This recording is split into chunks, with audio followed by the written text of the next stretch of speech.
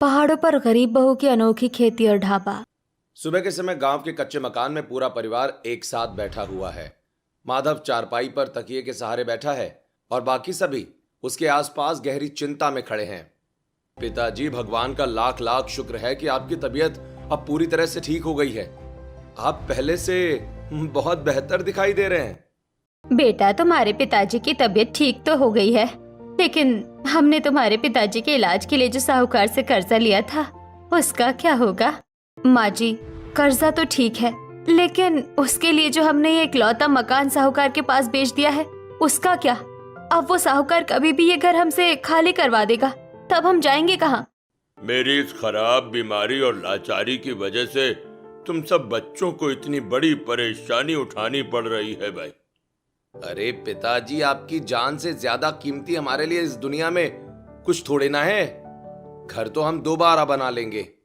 मैं तो शुरू से ही मना कर रही थी कि ये घर मत बेचो, लेकिन देवरानी जी ने मेरी एक भी बात नहीं चलने दी और जबरदस्ती ये घर बिकवा दिया। जेठानी जी, उस वक्त बाबूजी की सांसें उखड़ रही थी और डॉक्टर को देने के लिए तुरंत पैसों की जरूरत थी। अगर हम घर नहीं बेचते तो बाबूजी आज हमारे बीच नहीं होते। बहू, अब आपस में इस तरह लड़ने से बीता हुआ समय वापस नहीं आएगा। जो होना था वो हो चुका है। परिवार के लोग आपस में बहस कर ही रहे होते हैं कि तभी अचानक साहूकार वहां आकर, अब बहुत हो गया माधव, तुम लोगों ने मुझसे जितना कर्जा लिया था उसके बदले ये घर मेरे नाम किया था।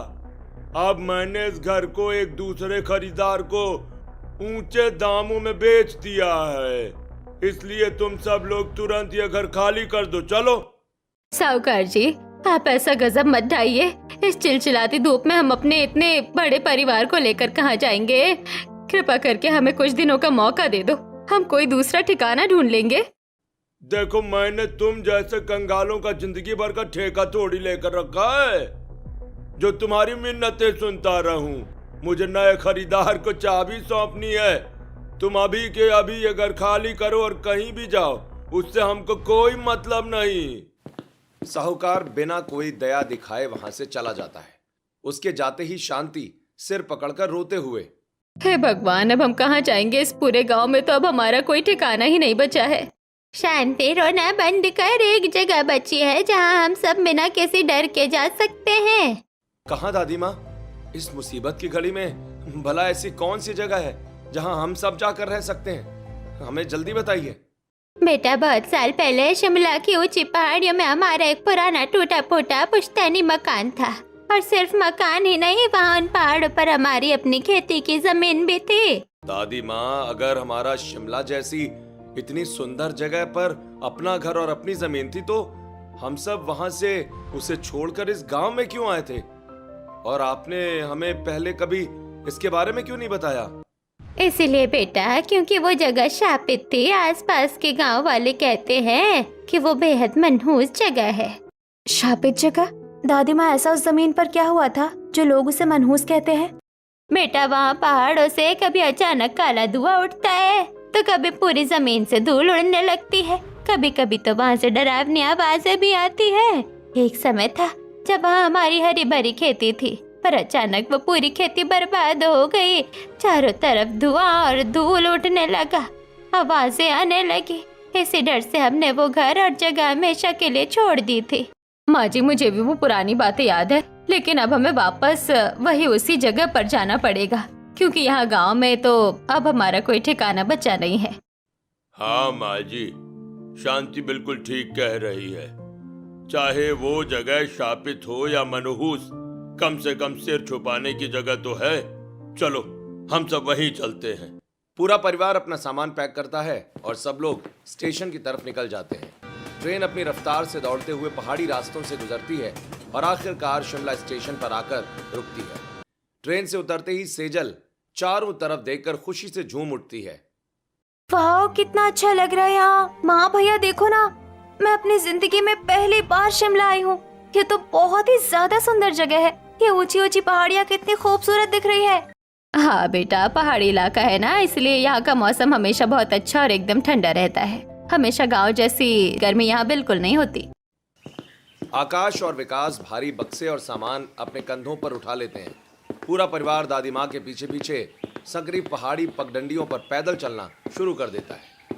कुछ दूर चलने के बाद वो एक बेहद पुराने जालों से ढके हुए लकड़ी के मकान के सामने आकर रुक जाते हैं। भले ही ये घर बहुत दिनों से बंद पड़ा है, लेकिन हम सब मिलकर इस पूरे घर को साफ कर लेंगे। मुझे तो इस धूल और जालों से बहुत भयंकर एलर्जी है, और वैसे भी मेरी वजह से गांव का वो अच्छा खासा घर थोड़ी ना छोड़ा गया है जो मैं यहाँ आकर यहाँ कचरा साफ करूँ। जिसने घर बिकवाया वही साफ करे। कोई बात नहीं जेठानी जी, आप आराम कीजिए, घर की सफाई का सारा काम मैं खुद कर लूंगी। भाभी मैं भी तुम्हारी पूरी मदद करूंगी, हम दोनों मिलकर झाड़ू लगाएंगे और जाले साफ कर देंगे। शिल्पा और सेजल हाथ में बांस की झाड़ू लेकर घर के जाले झाड़ने लगती हैं, जबकि विकास और आकाश किचन के बर्तनों को साफ करके अपनी जगह पर सजाते हैं। घर में पहले से कुछ पुराना फर्नीचर पैक रखा था, उसे भी साफ किया जाता है। रात होते ही दोनों बहुएं मिलकर रसोई में खाना बनाती हैं। पूरा परिवार फर्श पर चटाई बिछाकर खाना खाने बैठता है। आकाश, विकास, हमारे पास अभी कुछ दिनों का तो राशन बचा हुआ है बेटा, जो हम गांव से लाए थे। लेकिन आगे के लिए हमें अपने लिए कोई ना कोई काम तो जल्दी ढूंढना पड़ेगा।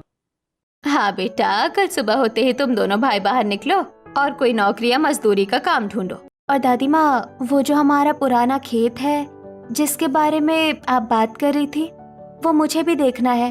आप कल मुझे वो खेत दिखाने चलेंगी ना? हाँ बहू, क्यों नहीं, कल सुबह मैं तुझे उस पहाड़ी जमीन पर लेकर चलूंगी। खाना खाकर पूरा परिवार सो जाता है। अगली सुबह आकाश और विकास काम की तलाश में शहर की तरफ निकल जाते हैं। शिल्पा और शांति दादी माँ के साथ घर से बाहर कदम रखती हैं।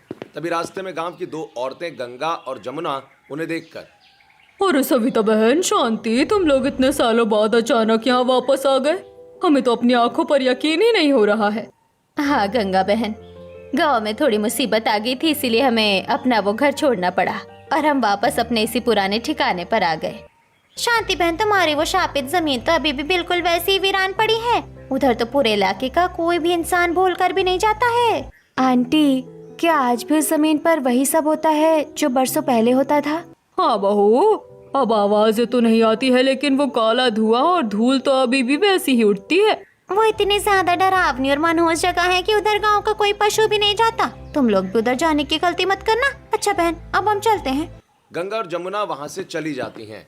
शांति उन औरतों की बातें सुनकर डरते हुए, बहू, वो पूरी जमीन और जगह शापित है, हमें कोई नया संकट मोल नहीं लेना चाहिए। माँ जी, आप बेकार में इतना डर रही हैं। ये तो सिर्फ लोगों की कही सुनी पुरानी बातें और अंधविश्वास है। मैं तो वहाँ बिल्कुल नहीं जाऊंगी। देवरानी जी ने पहले भी अपनी जिद की वजह से गांव का सब कुछ बर्बाद कर दिया, और अब इस मनहूस जमीन का क्या भरोसा, आगे हमारे पूरे परिवार को बर्बाद कर दे। मैं घर वापस जा रही हूँ। रश्मि गुस्से में वापस अपने घर की तरफ लौट जाती है। सविता शिल्पा की हिम्मत देखकर थोड़ा मुस्कुराती है और आगे बढ़ती है। चलते चलते वो एक ऊंची पहाड़ी के किनारे पहुंचती है, जहां से सामने की दूसरी पहाड़ी साफ दिखाई दे रही थी।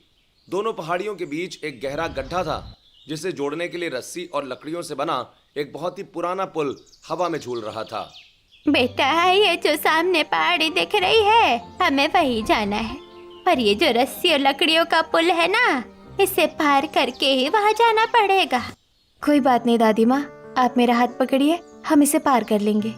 सभी धीरे धीरे पुल पर चलना शुरू कर देते हैं, लेकिन थोड़ी ही देर के बाद सविता के घुटनों में दर्द होने लगता है और वो थक कर पुल की लकड़ियों पर ही बैठ जाती है।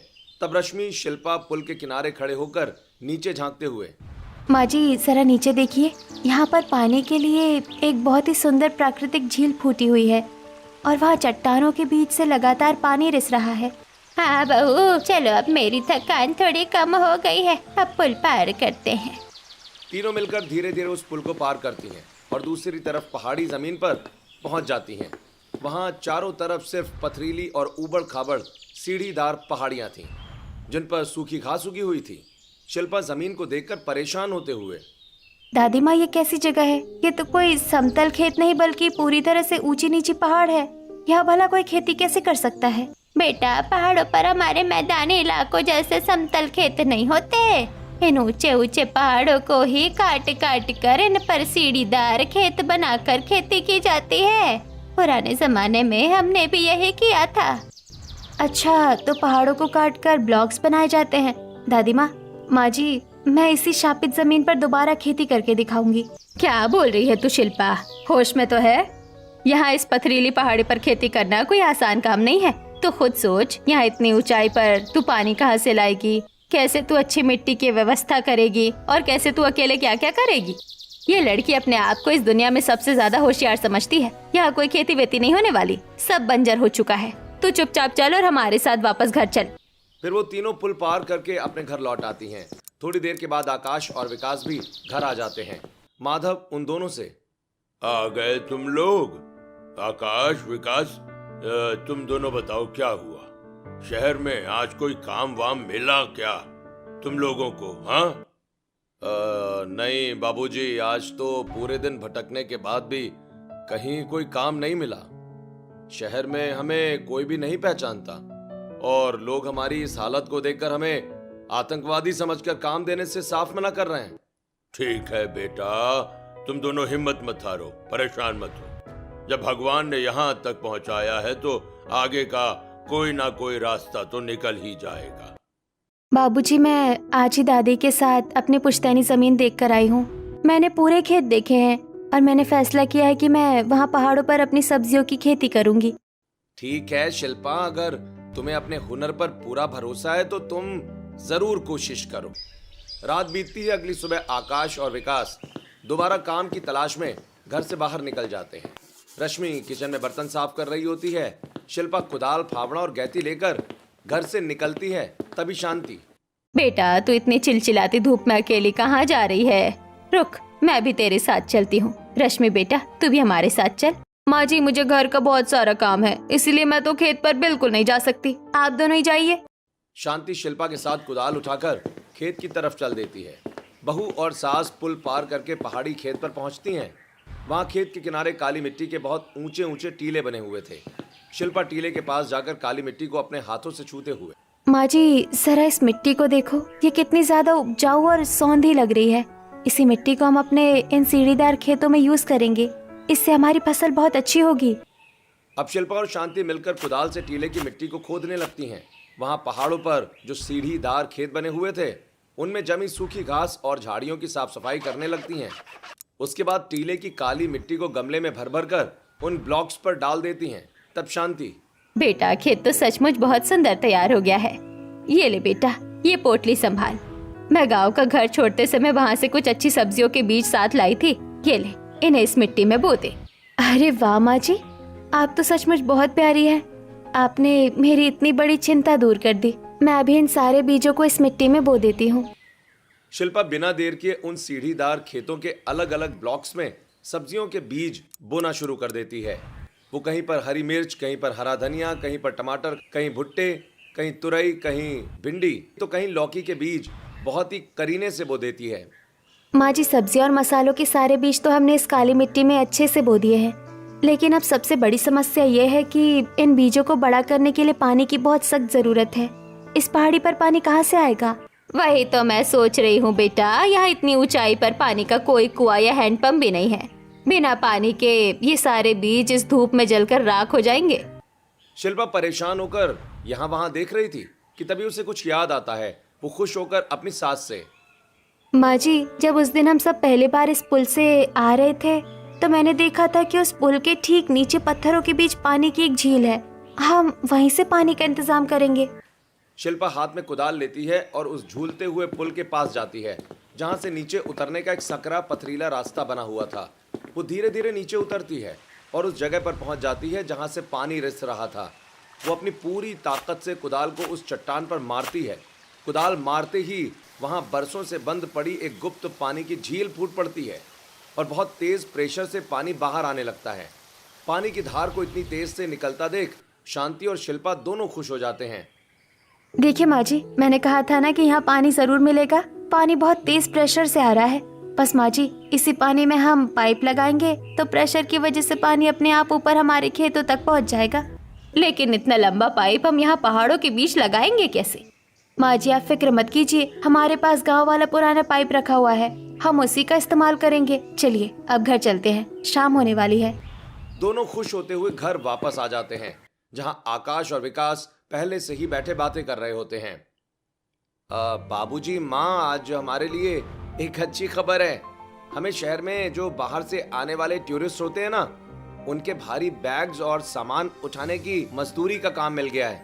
चलो भगवान का शुक्र है कि तुम दोनों को कुछ तो काम मिला, कुछ पैसे तो आएंगे। हाँ, तो इस नए शहर में हमारा घर का राशन पानी और खर्च अच्छे से चल जाएगा। और विकास, मैंने भी यहाँ अपनी सब्जियों की अनोखी खेती का पूरा इंतजाम कर लिया है। पानी की व्यवस्था भी हो गई है, बस कल सुबह हमें खेतों में पानी चढ़ाना है। रात का खाना खाकर सभी सो जाते हैं। अगली सुबह होते ही आकाश और विकास अपने काम पर निकल जाते हैं और रश्मि हमेशा की तरह चिढ़कर घर का काम करने बैठ जाती है। तभी ननद सेजल तैयार होकर शिल्पा के पास आकर, भाभी, आज मैं भी तुम्हारे साथ खेत पर चलूंगी। अकेले तुम और माँ कितना काम करोगी? हाँ सेजल, क्यों नहीं, तुम चलोगी तो काम और जल्दी हो जाएगा। शिल्पा, शांति और सेजल तीनों खेत की तरफ जाने लगती हैं। रास्ते में शिल्पा की नजर एक कबाड़ के ढेर पर पड़े टीन के डिब्बे पर पड़ती है। वो उसे उठा लेती है। भाभी, तुम रास्ते से ये टिन का डिब्बा क्यों उठा रही हो? ये भला हमारे किस काम आएगा? सेजल, ये टिन का डिब्बा हमारे बहुत बड़े काम आएगा। देखना, इसी से मैं पानी का ऐसा सिस्टम बनाऊंगी कि पानी सीधे पहाड़ों पर चढ़ जाएगा। पुल के नीचे पहुंचकर शिल्पा एक पत्थर और हथौड़ी की मदद से उस टीन के डिब्बे को ठोक पीट कर एक शंकु आकार फनल बना लेती है। फिर उस शंकु आकार टिन को पानी के सोर्स के पास खिले हथौड़े से ठोक कर फिक्स कर देती है और पाइप के एक छोर को उससे मजबूती से जोड़ देती है। सेजल माँ जी, तुम दोनों इस पाइप को पकड़ो और उस पार पहाड़ी के ब्लॉक्स तक लेकर चलो। सेजल और शांति पाइप को खींचते हुए ऊंचे सीढ़ीदार खेतों तक ले जाती हैं। टिन के शंकु आकार होने के कारण पानी पाइप से प्रेशर से सीधे ऊंचे खेतों पर चढ़ जाता है और सूखी मिट्टी को सींचने लगता है। माँ जी, सेजल देखो, आज तो हम सब जीत गए। हमारा पानी बिना बिजली के पहाड़ों पर चढ़ गया। अब हमारी ये सब्जियां बहुत जल्दी उग जाएंगी। हाँ बेटा, तेरी ये समझदारी देखकर आज मेरा दिल खुश हो गया। तूने तो कमाल ही कर दिया। तीनों मिलकर खेतों की सिंचाई करती हैं। अब जब काम खत्म करके शाम को वापस घर लौट रही होती हैं तो रास्ते में उन्हें एक छोटी पहाड़न लड़की दिखाई देती है जो पीठ पर एक बड़ा बैग टांगे हुए, हाथ में कटोरा और चम्मच लिए मैगी बेच रही थी। मैगी ले लो, मैगी, गरम गरम पहाड़ों वाली मैगी ले लो भैया। सिर्फ 10 रुपए की मैगी खा लो, ठंड दूर भगाओ। भाभी, इस ठंडे मौसम में मैगी की खुशबू कितनी अच्छी आ रही है। मेरा मैगी खाने का बहुत मन कर रहा है, पर हमारे पास तो पैसे ही नहीं है। तभी वो पहाड़न लड़की कश्मीरा सेजल की बात सुन लेती है और उसके पास आकर, कोई बात नहीं दीदी, आपका मन है तो आप लोग खा लो। जब आपके पास पैसे होंगे तब मुझे दे देना, मैं रोज यही मिलती हूँ। कश्मीरा उन तीनों को फ्री में मैगी खिलाती है। मैगी खाकर तीनों बहुओं को बहुत सुकून मिलता है और वो उसे धन्यवाद कहकर अपने घर लौट जाती हैं। अब शिल्पा, शांति और सेजल रोज सुबह उठकर उस झूलते हुए पुल को पार करके खेत पर जाती, पौधों की सिंचाई करती और दिन रात अपनी अनोखी खेती का ख्याल रखती। कुछ ही दिनों के बाद जमीन से सब्जियां उगने लगी और देखते ही देखते वो बहुत तेजी से आकार में बड़ी भी होने लगी। एक दिन जब शिल्पा, शांति और सेजल टोकरी लेकर खेत की तरफ जा रही थी तो रास्ते में उन्हें वही दोनों पड़ोसने गंगा और जमुना मिलती हैं। अरे शांति, तुम लोग आज फिर उस तरफ जा रही हो? आजकल तुम लोग रोज उसी शापित जगह पर जाती हो। हाँ बहन, भगवान जाने उस मनोज जमीन को छूने की वजह से तुम्हारे परिवार पर क्या क्या शाप लगने वाला है। वहाँ तो भूत प्रेत का वास है। बातें करने के बाद गंगा और जमुना चली जाती हैं। तब शांति शिल्पा से, बहू, मुझे तो अंदर से बड़ा डर लग रहा है, कहीं सचमुच हमारे साथ कुछ बुरा ना हो जाए। माँ जी, आप इन लोगों की फालतू बातों में आकर इतना मत घबराओ, कुछ नहीं होगा। शिल्पा अपनी सास और ननद को लेकर उस पुराने पुल को पार करती है और सीढ़ीदार खेतों में पहुंचती है। जैसे ही शांति और सेजल ब्लॉक्स के पास पहुंचती हैं, वहां का नजारा देखकर दोनों के होश उड़ जाते हैं। भाभी, ये क्या है? इतने बड़े बड़े टमाटर, ये तो हमारे गांव के टमाटरों से 4 गुना बड़े हैं। हे भगवान, इतनी जल्दी ये सब्जी इतनी अच्छी उग गई है। और ये भट्टे भी कितने सुंदर है। लेकिन बहू, कहीं ये सचमुच शापित तो नहीं? माँ जी, कुछ नहीं होगा, ये कोई शापित सब्जियां नहीं है। इतने दिनों से मैं और आप इसी मिट्टी में काम कर रहे हैं, हमें तो कुछ नहीं हुआ। मैं इन्हें टोकरी में तोड़ लेती हूँ। शिल्पा टोकरियों में ताजे टमाटर, भिंडी, लौकी, तुरई, मिर्ची और बैंगन तोड़ लेती है और तीनों मिलकर भारी टोकरी उठाए वापस घर की तरफ लौटने लगती है। लेकिन जैसे ही वो पुल के पास पहुंचती हैं, पहाड़ों पर अचानक भयंकर आंधी तूफान आ जाता है। तेज हवाएं चलने लगती हैं और आसमान में बिजली कड़कने लगती है। हे भगवान, इतना भयंकर तूफान, बिजली कितनी तेज चमक रही है, हमें झूलते हुए पुल पर गिर जाएंगे। माँ जी, सेजल डरो मत, एक दूसरे का हाथ मजबूती से पकड़ लो। उस बड़े पेड़ के नीचे चलो, बहुत थोड़ा आसरा मिल जाएगा। तूफान थमने तक वहीं रुकते हैं। तीनों एक दूसरे का हाथ पकड़कर उस तेज आंधी तूफान और कड़कती बिजली के बीच जैसे तैसे दौड़कर एक घने पेड़ के नीचे छिप जाती हैं। कुछ देर के बाद जब तूफान शांत होता है तो वो भीगते हुए अपने घर पहुंचती हैं। घर पर सभी लोग उन बड़ी सब्जियों को देखकर दंग रह जाते हैं और सब्जियों की तारीफ करने लगते हैं। तब सविता, अरे वाह बहू, तेरी मेहनत तो रंग ले आई। सब्जियां तो इतनी अच्छी दिखाई दे रही है। अब जल्दी से इन्हें पका कर खिला, देखो तो सही इनका स्वाद कैसा है। शिल्पा उन बड़ी सब्जियों से बहुत ही स्वादिष्ट और खुशबूदार मिक्स वेजिटेबल सब्जी और रोटी बनाती है। जब पूरा परिवार खाने बैठता है तो स्वाद चखकर सब उंगलियां चाटने लग जाते हैं। भाई वाह, बहू, ऐसी स्वादिष्ट और मीठी सब्जी मैंने अपनी पूरी जिंदगी में कभी नहीं खाई। इन सब्जियों का स्वाद तो सच में कमाल है। खाना खाने के बाद सभी लोग आराम करते हैं। रात को भीगने के कारण सुबह शिल्पा को बहुत तेज बुखार आ जाता है। बेटा शिल्पा, तुझे बहुत तेज बुखार है, तू अब 8 दिन आराम कर। हाँ भाभी, तुम आराम करो, तब तक हम सब घर संभाल लेंगे। शिल्पा दादी माँ की बात मानकर पूरे 8 दिनों तक बिस्तर पर आराम करती है। 8 दिन बीतने के बाद जब शिल्पा का बुखार पूरी तरह ठीक हो जाता है तो दादी माँ सविता, चल शांति बहू, ठीक हो गई है। आज 8 दिन बाद मैं खुद अपनी आंखों से चलकर देखना चाहती हूँ कि हमारी उन सब्जियों का क्या हाल हुआ है। इस बार ननद सेजल को घर का कुछ जरूरी काम था तो वो नहीं जाती है और जेठानी रश्मि हमेशा की तरह जलकर अपने कमरे का दरवाजा बंद कर लेती है और नहीं जाती।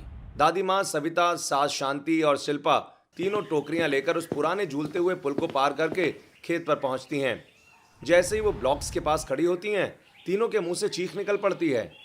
हे भगवान, ये मैं क्या देख रही हूँ? ये टमाटर तो एक 1.5 किलो के हो चुके हैं और ये भिंडी और लौकी तो इंसानों के हाथ जितनी बड़ी बड़ी हो गई है। मेरी पूरी उम्र गुजर गई शांति, पर मैंने अपनी आंखों से प्रकृति का ऐसा अजूबा कभी नहीं देखा। इतने बड़े आकार की सब्जियां तो इस दुनिया में होती ही नहीं है। कहीं ये सचमुच शापित तो नहीं है? माँ जी, दादी माँ, इतने दिनों से हम यही सब्जियां खा रहे हैं। हम सब बिल्कुल ठीक है, ये कोई भूत प्रेत नहीं है। तीनों मिलकर उन विशाल आकार की सब्जियों को बड़ी मुश्किल से भारी टोकरियों में भरती हैं। जब वो उसे उठाकर वापस अपने मोहल्ले की गली से गुजरती हैं तो सारे गांव वाले और पड़ोसने उन्हें देखकर हैरान हो जाते हैं। बाप रे बाप, जरा देखो तो सही, इन लोगों की टोकरी में ये क्या है? इतने बड़े बड़े टमाटर, इतनी विशाल लौकी, ये तो सामान्य आकार से बहुत ज्यादा बड़ी है। मैंने पहले ही कहा था ना कि वो शापित और मनहूस जगह है। जरूर उस जमीन के अंदर कोई भूत प्रेत या डायन का साया है जिसने इन सब्जियों को ऐसे डरावना रूप दे दिया है। आंटी, इसमें कोई भूत प्रेत नहीं है, हमारी मेहनत का फल है। आप लोग चाहे तो चक्कर देख सकती हैं। शिल्पा उनकी बातों पर ध्यान नहीं देती और भारी टोकरियां लेकर अपने घर आ जाती है। रात को जब पूरा परिवार डाइनिंग टेबल पर बैठकर खाना खा रहा होता है तो शिल्पा को अचानक रास्ते में मिली उस छोटी मैगी वाली लड़की की याद आती है। बाबूजी, विकास, मुझे एक बात याद आई। जब हम खेत से आ रहे थे तो रास्ते में हमें वो छोटी पहाड़न लड़की मिली थी जो टूरिस्टों को मैगी बेच रही थी। जब वो मैगी बेचकर कमा सकती है तो क्यों ना हम भी अपनी इन अनोखी और स्वादिष्ट सब्जियों की ताजी सब्जी रोटी बनाकर यहाँ आने वाले पर्यटकों को बेचे। हाँ शिल्पा, क्यों नहीं, तुम बिल्कुल ठीक कह रही हो। हमें वैसे भी सामान ढोने की मजदूरी में कोई खास पैसे नहीं मिल रहे हैं। पूरा दिन खराब हो जाता है।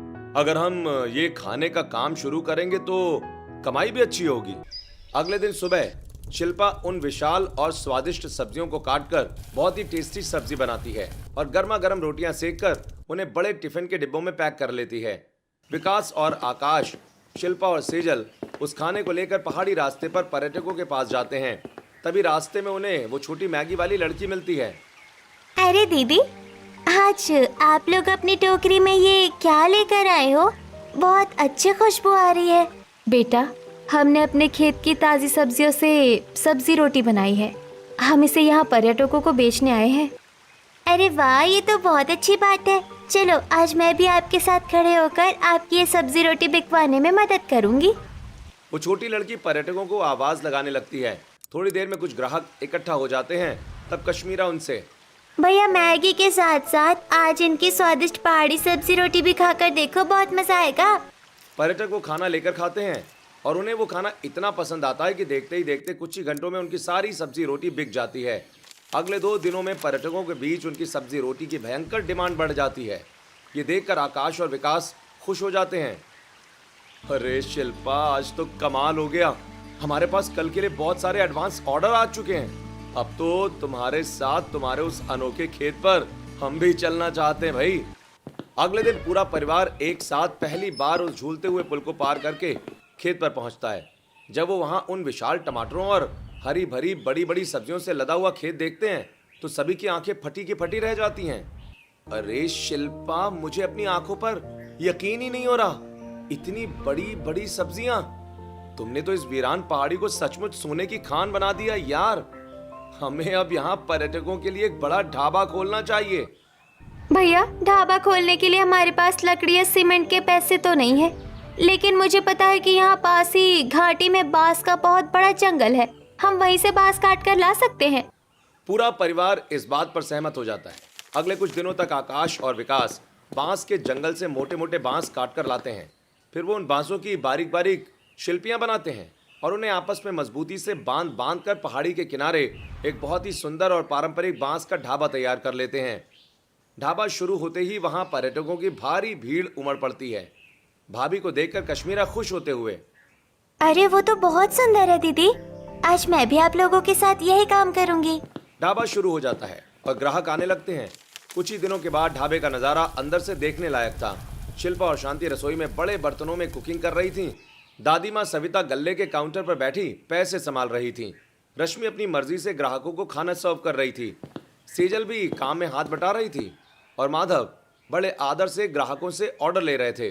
ढाबे के बाहर काउंटर पर सजावट के लिए वो बड़े बड़े टमाटर और विशाल लौकी रखी हुई थी, जिसे देखकर आने जाने वाले विदेशी टूरिस्ट हैरान हो जाते हैं। Oh my god, look at these vegetables. इतनी बड़ी बड़ी सब्जियां तो पूरी दुनिया में कहीं नहीं होती। ये तो बिल्कुल अनबिलीवेबल है। यस जॉन, हमें तुरंत इसका एक अच्छा सा वीडियो बना लेना चाहिए और सोशल मीडिया पर पोस्ट करना चाहिए। ये तो वायरल हो जाएगा। तो चलते हैं, इन ढाबे वाले परिवार के साथ एक फोटो भी खिंचवा लेते हैं। दोनों टूरिस्ट उन विशाल सब्जियों और शिल्पा के परिवार के साथ बहुत सारे वीडियो और तस्वीरें खींच लेते हैं और उन्हें तुरंत इंटरनेट पर अपलोड कर देते हैं। देखते ही देखते वो वीडियो पूरी दुनिया में आग की तरह फैल जाता है और उनके ढाबे पर पैर रखने की भी जगह नहीं बचती।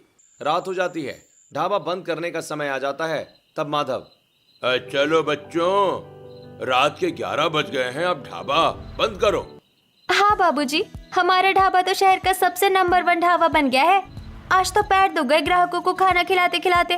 पूरा परिवार पैसे समेटकर वापस अपने घर की तरफ लौट रहा होता है तो रास्ते में उन्हें फिर से गंगा और जमुना खड़ी मिलती हैं। शिल्पा मुस्कुराते हुए उनके पास जाकर, देखा गंगा आंटी, जमुना आंटी, अगर वो जमीन सचमुच शापित या मनहूस होती तो आज हमारा परिवार इतनी बड़ी तरक्की नहीं कर रहा होता। हाँ बहू, बात तो तुम्हारी बिल्कुल सही है। हमने तो पुरानी बातों में आकर तुम लोगों को डराया था, लेकिन हमने तुम्हारे इन बांस के ढाबे और तुम्हारी इन बड़ी सब्जियों की चर्चा पूरे शिमला में सुनी है। आंटी, कभी हमारे ढाबे पर आकर हमारे हाथ का खाना खाकर देखना, तब आपको पता चलेगा कि कितना टेस्टी खाना बनाते हम। हाँ बहू, हम जरूर आएंगे और खाना खाएंगे। दोनों औरतें चली जाती हैं। वो लोग घर आ जाते हैं। उनका बांस का ढाबा दिन दुगनी और रात चौगनी तरक्की करने लगता है। दूर दराज से बड़े बड़े लोग और सरकारी अफसर तक उनका खाना खाने आने लगे हैं। तभी एक दिन दोपहर के समय ढाबे पर एक सरकारी गाड़ी आकर रुकती है, जिसमें से चश्मा पहने हुए वैज्ञानिक उतरता है। उसके हाथ में एक सूटकेस और कुछ औजार थे। वो सीधे काउंटर पर माधव के पास जाता है। भाई साहब, मेरा नाम डॉक्टर वर्मा है और मैं सरकार की तरफ से एक सॉइल साइंटिस्ट हूँ। मैंने सोशल मीडिया और न्यूज़पेपर में आपकी इन अद्भुत और विशाल आकार की सब्जियों के वीडियो देखे हैं, इसलिए मैं आपकी उस पहाड़ी जमीन की रिसर्च करने आया हूँ। लेकिन मैंने सुना है कि वो जगह शापित और मनहूस है। अरे साइंटिस्ट सर, आप आज के इस आधुनिक जमाने में भी इन पुरानी और मनहूस बातों पर विश्वास करते हैं कि कुछ शापित होता है? इस दुनिया में शापित वापित कुछ नहीं होता सर। वहाँ की और पानी में मिट्टी में ही कुछ खास बात है। आप खुद चलकर रिसर्च क्यों नहीं कर लेते? आपको अपनी साइंस की भाषा में सब पता चल जाएगा कि सच क्या है। चलिए हमारे साथ। शिल्पा, विकास और सेजल उस वैज्ञानिक को लेकर उस पुराने झूलते हुए पुल को पार करके सीधे उस पहाड़ी खेत पर ले जाते हैं। वैज्ञानिक अपने सूटकेस से कुछ टेस्ट ट्यूब्स और केमिकल निकालता है वो ब्लॉक्स की मिट्टी को ध्यान से देखता है और फिर उस ऊंचे मिट्टी के टीले के पास जाता है। तभी शिल्पा उस वैज्ञानिक से, सर, जरा ध्यान से देखिए, ये जो इतना बड़ा मिट्टी का काला पहाड़ जैसा टीला बना हुआ है और यहाँ ये जमीन नीचे धसी हुई है, कहीं ऐसा तो नहीं कि बरसों पहले यहाँ कभी कोई ज्वालामुखी फूटा होगा जिसकी वजह से ये टीला बना? वैज्ञानिक मिट्टी को सूंघकर और टेस्ट करके चौंकते हुए, ओ, तुम बिल्कुल सही कह रही हो शिल्पा। मेरे टेस्ट और केमिकल्स भी यही बता रहे हैं। ये मिट्टी कोई साधारण मिट्टी नहीं है, बल्कि ये तो पूरी तरह से वॉल्केनिक ऐश यानी कि ज्वालामुखी के फटने से निकली हुई बेशकीमती लावा मिट्टी है। वैज्ञानिक खुश होकर उस मिट्टी के बहुत सारे सैंपल अपनी डिब्बियों में भर लेता है और वहां से चला जाता है। 2 दिन तक अपने लैब में रिसर्च करने के बाद वो पूरे गांव और मोहल्ले के लोगों को एक बड़े मैदान में इकट्ठा करता है और माइक पर गर्व से घोषणा करता है, सुनिए गांव वालों, आप लोग जिस जमीन और एरिया को बरसों से शापित, डरावना और मनहूस कह रहे थे, वो दरअसल सदियों पहले ज्वालामुखी के फटने का एरिया है। इसीलिए वहां से बरसों तक सल्फर का काला धुआं और धूल उठती थी जिसे आप भूत प्रेत समझ बैठे। और यही वजह है कि उस ज्वालामुखी के लावे के कारण वहां की मिट्टी की उर्वरता सामान्य जमीन से कई गुना तक बढ़ चुकी है, जिससे फसलें इतनी विशाल हो रही हैं। और ये कोई शाप नहीं, बल्कि कुदरत का एक अनमोल वरदान है आप लोगों के लिए। वैज्ञानिक की ये विज्ञान से जुड़ी हुई सच्चाई सुनकर पूरे गांव वालों की आंखें खुल जाती हैं और सब लोग ताली बजाने लगते हैं। गंगा और जमुना भी अपनी गलती पर शर्मिंदा होती हैं। देखिए, सरकार की तरफ से इस अद्भुत और कीमती जमीन को ढूंढने और देश के सामने लाने के लिए मैं इस ढाबे वाले परिवार की बहादुर बहू शिल्पा को 5 लाख का नकद पुरस्कार और ये प्रशस्ति पत्र सौंपता हूँ। आप सब लोग भी चाहें तो वहाँ खुदाई करके अपने अपने खेतों के लिए ये मिट्टी ले सकते हैं। पूरा मैदान तालियों की गड़गड़ाहट से गूंज उठता है। शिल्पा पुरस्कार लेती है और माधव और शांति की आंखों से गर्व के आंसू बहने लगते हैं। सरकार की तरफ से पुरस्कार मिलने के बाद उनका बांस का ढाबा अब और ज्यादा मशहूर हो जाता है और वो बहुत अमीर हो जाते हैं। पूरा परिवार हंसते मुस्कुराते हुए शिमला की उन हसीन वादियों में सुख, शांति और समृद्धि के साथ अपना जीवन बिताने लगता है और उनकी गरीबी हमेशा हमेशा के लिए खत्म हो जाती है।